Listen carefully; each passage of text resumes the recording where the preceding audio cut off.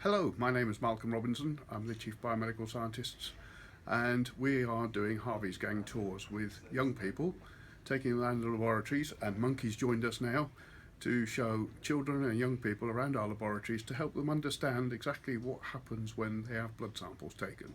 And they can see their samples being processed, they can see down the microscope at some of their cells, and see some of the blood transfusion work that we do for the kids. And they appear to thoroughly enjoy themselves, and they go away with a goodie bag and one of our coats which has got Harvey's logo on as well.